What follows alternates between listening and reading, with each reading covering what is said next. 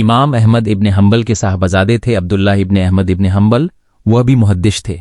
वो फरमाते हैं कि मैं एक मर्तबा अपने वालिद के पास बैठा हुआ था तो पर्दे में एक औरत आई और मेरे वालिद से आकर सवाल करने लगी। क्या सवाल करने लगी कि इमाम साहब एक सवाल है। कहा क्या? कहा मैं रुई काटने का काम करती हूं।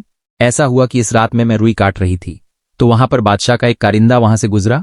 वो रोशनी के साथ गुजरा तो रोशनी ज्यादा हो गई तो मैंने मौका उसको गनीमत समझा और मैंने जल्दी जल्दी उस रोशनी के अंदर मैंने रुई काट ली। और आपको तो मालूम है कि ये सरकारी लोग होते हैं, इनकी जो दौलत होती है ये हलाल हराम मुश्तिबा होती है, हराम की इम्कान ज्यादा होते हैं। तो अब मैं क्या करूं? उस रोशनी के अंदर मैंने जो रुई काटी है उस वह रुई के अगर मैं बेचूं तो उससे मिलने वाली कमाई मेरे लिए हलाल है या मेरे लिए हराम है? इमाम अहमद इब्न हम्बल ने कहा कि बहन, बेहतर तो यह है कि तू उसका सबका सदका कर दे। उसका सबका क्या कर दे? सदका कर दे। इमाम अहमद इब्न हम्बल के साहबजादे कहते हैं कि मुझे ताज्जुब हुआ कि भाई, अब्बा ऐसा कहते हैं कि भाई जितनी रुई आपने उसमें काटी है उसका सदका कर दे। अब्बा ने कहा पूरा सदका कर दो।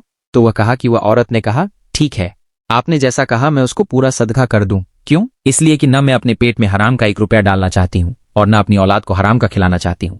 कहा ऐसा तकवा? कहा। 2-4 दिन हुए फिर ऐसी ही उसी तरह की एक औरत आई, वह वही औरत थी।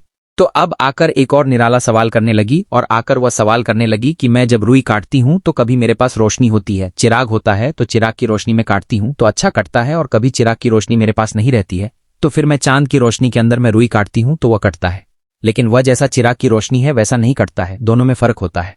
तो जब मैं इसको बेचूं तो मैं ग्राहक को बताऊं कि भाई ये चांद की रोशनी में काटा हुआ है और ये किसकी रोशनी में काटा हुआ है? चिराग की रोशनी में काटा हुआ है। या ऐसी भी दुकानें हैं? नहीं, आप ग्राहक को बता दिया करो कि ये चांद की रोशनी का काटा हुआ है और ये चिराग की रोशनी का काटा हुआ है और ये चिराग की रोशनी का काटा हुआ है। तो कहा कि उस पर मुझे पैसे कम मिलेगी चांद वाले के, लेकिन चलेगा, मेरे लिए हलाल है ना?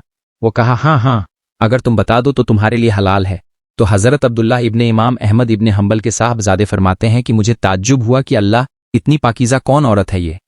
तो मैंने उस औरत का पीछा किया, मैं देखूं यह औरत कौन है। जब मैंने देखा तो वह औरत दाखिल हुई हजरत बिश्र हाफी के घर में। बिश्र हाफी उस जमाने के बहुत बड़े अल्लाह के वली गुजरे। तो कहा बिश्र हाफी। फिर मैंने जब पूछा तो पता चला कि वह बिश्र हाफी की बहन है। फिर फरमाते हैं कि उसी के बतन से बड़े बड़े मुहद्दिसीन और आइम्मा पैदा हुए। तो जब औरत की जिंदगी में दीन आता है तो पूरा घर इंसान का जन्नत का नमूना बन जाता है। फिर औलमा पैदा होते हैं, मुहद्दिसीन पैदा होते हैं, नेक लोग पैदा होते हैं, अल्लाह के औलिया पैदा होते हैं। इसलिए औरत की जिंदगी में दीन बहुत जरूरी है।